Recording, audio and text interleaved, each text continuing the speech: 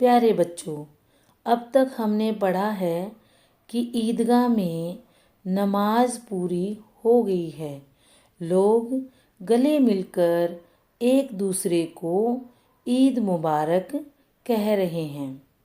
अब इसके बाद मिठाई और खिलौनों की दुकानों पर भीड़ जमा होने लगी है।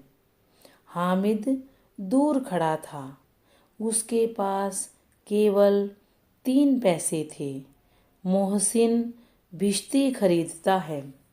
महमूद सिपाही और नूरे वकील खरीदता है।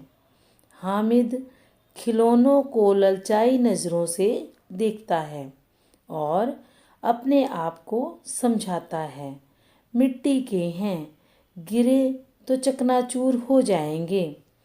फिर मिठाइयों की दुकानें आती हैं।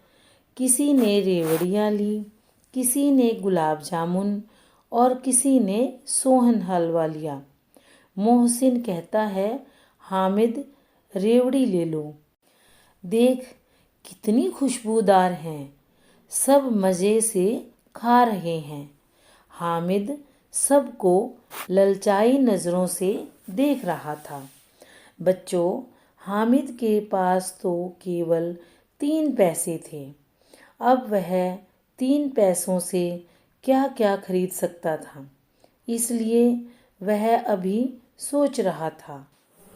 मिठाइयों के बाद लोहे की चीज़ों की दुकानें आती हैं, जहाँ कई चिमटे रखे हुए थे। हामिद को ख्याल आता है कि दादी के पास चिमटा नहीं है। तवे से रोटियां उतारती है तो हाथ जल जाता है। अगर वह चिमटा ले जाकर दादी को दे दे तो वह कितनी प्रसन्न होगी। फिर उनकी उंगलियां भी नहीं जलेंगी। दादी अम्मा चिमटा देखते ही मेरे हाथ से ले लेंगी और कहेंगी, मेरा बच्चा अम्मा के लिए चिमटा लाया है। हज़ारों दुआएं देगी। फिर पड़ोस की औरतों को दिखाएंगी और कहेंगी कि हामिद चिमटा लाया है, कितना अच्छा लड़का है।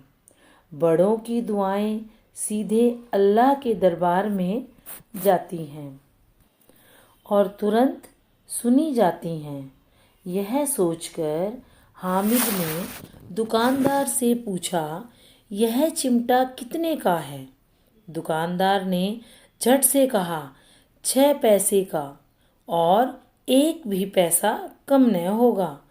चिमटे की कीमत 6 पैसे सुनकर हामिद का दिल बैठ गया।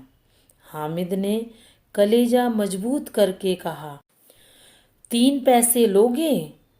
यह कहकर वह आगे बढ़ गया कि कहीं दुकानदार झिड़क न दे। बच्चों, वह इसलिए आगे भाग गया कहीं दुकानदार उसे डांटने न लग जाए। ठीक है।